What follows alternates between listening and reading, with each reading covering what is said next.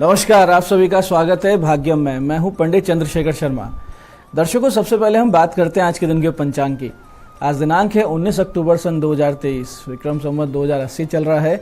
आश्विन मास है, शुक्ल पक्ष है, शरद ऋतु है, तिथि पंचमी है और आज का वार है गुरुवार। आज के नक्षत्र की बात करें तो ज्येष्ठा नक्षत्र रात 9:04 तक है। आगे मूल नक्षत्र रहेगा।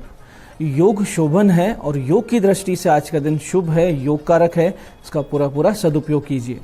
करण भव है दोपहर 12:57 तक। आगे बालव करण रहेगा। सूर्योदय का समय दर्शकों सुबह 6:28 का था और सूर्यास्त का समय शाम 5:55 का है। आज का राहु काल दोपहर 1:30 से दोपहर बाद 3 बजे के बीच रहेगा। इसे पूरी तरीके से टाल दीजिएगा। इसमें कोई शुभ कार्य नहीं करते हैं और लंबी यात्रा पे नहीं निकलना चाहिए। अभिजीत मुहूर्त आज 11:48 से दोपहर 12:34 के बीच है। दिन में 4 बार दुष्ट मुहूर्त भी रहेंगे, इन्हें ध्यान से समझिएगा, सूझबूझ से टाल दीजिएगा। ये हैं सुबह 10:17, 11:03, दोपहर बाद 2:52 और 3:37। आज का दिशा शूल दर्शकों दक्षिण दिशा में है, तो पहली कोशिश तो यही करेंगे कि दक्षिण दिशा की यात्रा को टाल दें। लेकिन अगर जाना बहुत आवश्यक है, अनिवार्य यात्रा है, तो परिहार करें। परिहार है कि दक्षिण दिशा की ओर मुख करें, थोड़ा सा दही जीरा खाएं, 5 कदम पीछे चलें, अपने हृदय में अपने इष्ट को धारण करें और फिर इस दिशा की यात्रा करें। ऐसा करेंगे यात्रा बहुत सुंदर रहेगी, योग कारक रहेगी और आप परेशान बिल्कुल नहीं होंगे। आज का शुभ समय दर्शकों यानी आज के दिन का सदुपयोग करने का जो समय है वो है सुबह 11 बजे से दोपहर 1:30 बजे तक और फिर दोपहर बाद 4:30 से शाम 7:30 तक। ये 2 कालखंड है जो बाकी पूरे दिन की अपेक्षा ज़्यादा शुभ है, योग कारक है। तो अच्छे एफर्ट्स करें तो इसी दौरान करें ताकि सफलता के चांसेस ज़्यादा मिलें। आज की चंद्र राशि दर्शकों वृश्चिक है रात 9:04 तक। आगे चंद्रमा धनु राशि में प्रवेश कर जाएंगे। दर्शकों, आज नवरात्रि की साधना यात्रा का 5वां सोपान है और ये जुड़ा है भगवती स्कंद माता से। माँ दुर्गा का ये स्वरूप परम वात्सल्यपूर्ण है क्योंकि माता यहाँ अपने पुत्र स्कंद यानी कि कार्तिकेय भगवान के नाम से जानी जा रही है। देवताओं के सेनापति कुमार कार्तिकेय की जननी षडानना है और स्कंद माता चतुर्भुजधारी हैं। ये दाहिने ऊपर वाली भुजा से बाल स्कंद को अपनी गोद में पकड़े हुए हैं। बाईं तरफ की ऊपर वाली भुजा वर मुद्रा में, नीचे वाली भुजा जो कि ऊपर की ओर उठी हुई है उसमें कमल पुष्प लिए हुए हैं। ये कमल के आसन पर ही विराजमान रहती हैं। इस कारण इन्हें पद्मासना देवी भी कहते हैं। माँ का जो वर्ण है पूर्णतः शुभ्र है और सिंह इनका वाहन है। भगवती का जो ध्यान किया जाता है वो इस प्रकार किया जाता है कि सिंहासन गताम नित्यम पद्माश्रित करद्वया शुभदास्तु सदा देवी स्कंद माता यशस्विनी। नवरात्रि पूजन के 5वें दिन शास्त्रों में विशुद्धि चक्र से संबंध बताया गया है। इस चक्र में अवस्थित मन वाले साधक की समस्त बाह्य क्रियाओं और चित्त वृत्तियों का लोप हो जाता है। वो विशुद्ध चैतन्य स्वरूप की ओर धीरे धीरे अग्रसर हो रहा होता है। उसकी वाणी में दिव्यता और भाव में शुद्धता परिलक्षित होने लगती है। गायन से जुड़े हुए लोग या जिन्हें भाषण देने होते हैं, पब्लिक स्पीकिंग करनी होती है, सेल्स मार्केटिंग वाले लोग हैं, शिक्षक हैं, इनको भगवती के स्वरूप का विशेष पूजन, विशेष भजन आज करना चाहिए। दर्शकों, भगवती स्कंद माता की पूजा से पहले कलश देवता और भगवान गणेश जी का पूजन करें। भगवान गणेश जी को पुष्प, अक्षत, रोली, मोली, चंदन ये सब अर्पित करें। सबसे पहले इन्हें प्रसाद अर्पित करें। प्रसाद के उपरांत इनका आचमन कराएं, 5 सुपारी भेंट दें। इसके पश्चात कलश देवता का पूजन करें। साथ ही नवग्रह और षोडश मातृकाओं का पूजन करें। फिर भगवती स्कंद माता की विधिवत पूजा करें। इसके लिए माता को पंचामृत से स्नान करवाएं। उन्हें पुष्प, अक्षत, कुमकुम, सिंदूर, 5 सुपारी, वस्त्र ये सारी वस्तु अर्पित करें। भोग लगाकर फिर माता का ध्यान इस प्रकार करें, ध्यान से समझिएगा। ओम भूर्भुवः स्वः स्कंद माते इहा गच्छ इहा तिष्ठ स्कंद मात्रे नमः स्कंद मात्रम आव्यामी स्थापयामी नमः पाद्यादिभिः पूजनम विधाय चंड वीरा चंड माया चंड मुंड प्रभंजनीम काम नमामि च देवेशीम चंडिकाम पूजयाम्यहम। इस प्रकार से इनका आह्वान करें, पूजन करें और फिर भगवती के मंत्र ओम देवी स्कंद माताय नमः, ओम देवी स्कंद माताय नमः, इस मंत्र का यथाशक्ति जाप करें।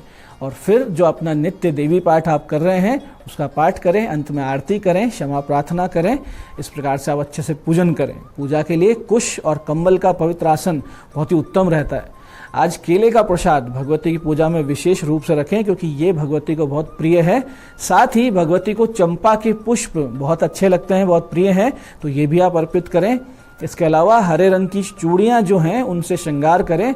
ऐसा अगर आप करेंगे तो परिवार में सुख शांति समृद्धि आती है। ऐसा आप कीजिए, बहुत ही अच्छा रहता है। दर्शकों, ज्योतिषीय मान्यताओं के अनुसार देवी स्कंद माता बुध ग्रह को नियंत्रित करती है और इसीलिए देवी स्कंद माता की साधना उन लोगों के लिए बहुत ही सर्वश्रेष्ठ रहती है जिनकी आजीविका का संबंध मैनेजमेंट से, वाणिज्य से, बैंकिंग से, कम्युनिकेशन से, शिक्षा से या सीधे सीधे व्यापार से। देवी की पूजा से बुध ग्रह के बुरे प्रभाव कम होते हैं। तो जिन जातकों का बुध निर्बल है, पाप पीड़ित है या विपरीत दशा से पीड़ित रहो, तो ऐसी स्थिति में निश्चित रूप से भगवती की शरण लें और ओम स्कंद मात्रे नमः, ओम स्कंद मात्रे नमः, इस मंत्र का जितनी आप कर सकते हैं यथाशक्ति जप करें और संकल्प ये लें कि मेरे जो जन्म पत्रिका में बुध ग्रह है वो अनुकूल हो जाएं। ऐसा करेंगे तो निश्चित रूप से आपको बुध ग्रह की अनुकूलता प्राप्त होगी।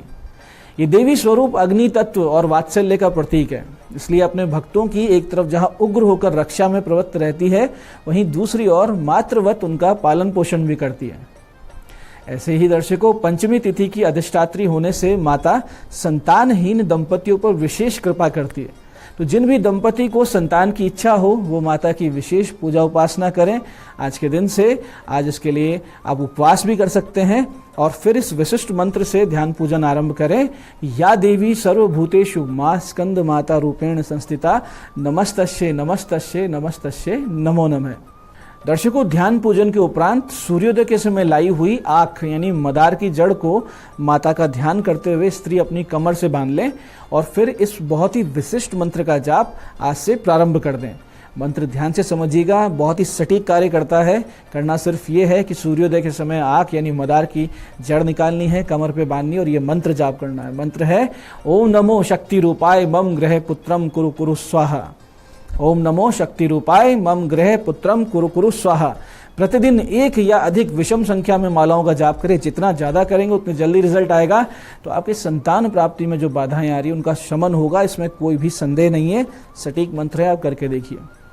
ऐसे जिन भक्तों को आर्थिक समस्याओं का सामना करना पड़ रहा हो, या वो भक्त जो नौकरी की तलाश में है, या जिन छात्रों को आगामी समय में किसी परीक्षा में बैठना है, वो सब आज से माता शबरी दुर्गा की पूजा इस मंत्र से आरंभ करें। मंत्र ध्यान से समझिएगा, ये भगवती का बहुत ही गुप्त स्वरूप है। मंत्र है एम ह्रीम श्रीम क्लीम त्रैलोक्य मोहिनी मैं अभिष्ट मनोरथम शीघ्रम कुरु कुरु स्वाहा। मंत्र फिर से समझते हैं, एम ह्रीम श्रीम क्लीम त्रैलोक्य मोहिनी मैं अभिष्ट मनोरथम शीघ्रम कुरु कुरु स्वाहा। कम से कम एक, अधिक विषम संख्या में जितनी ज़्यादा माला जाप करेंगे, अति शीघ्र आपके करियर, शिक्षा में जो भी रुकावट आ रही थी वो दूर होगी, सफलता के द्वार भी खुलेंगे। ऐसे दर्शकों, कभी कभी यूं लगता है कि सब तरफ से परेशानियां बढ़ती जा रही, जीवन में कष्ट समाप्त होने का नाम नहीं ले रहे। ऐसे में आप देखते हैं कि शारीरिक, मानसिक कष्ट तो आ ही रहे हैं, साथ साथ आपका जो करियर है, नौकरी है, व्यापार है, उसमें भी समस्या आने लगती है।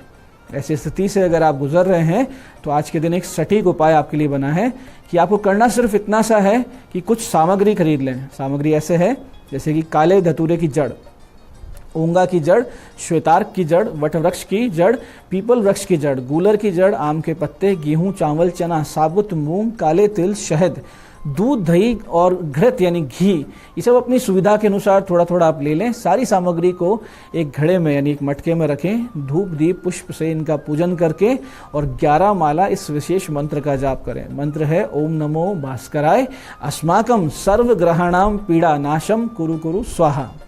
ओम नमो भास्कराय अस्माकं सर्वग्रहाणाम पीड़ा नाशम कुरु कुरु स्वाहा। ये 11 माला मंत्र के जाप के उपरांत इस मटके को किसी पीपल वृक्ष की जड़ के पास जमीन में थोड़ा सा गहरा खड्डा खोदकर और उसको गाड़ दें। हाथ जोड़ के प्रार्थना करें कि ग्रह गोचर जनित सभी समस्याओं का अंत हो और हमारे जीवन में सुख शांति आए। पीछे मुड़ना नहीं है और सीधे घर पहुंचे, स्नान करें, अपने अपने इष्ट का पूजन करें, ध्यान करें।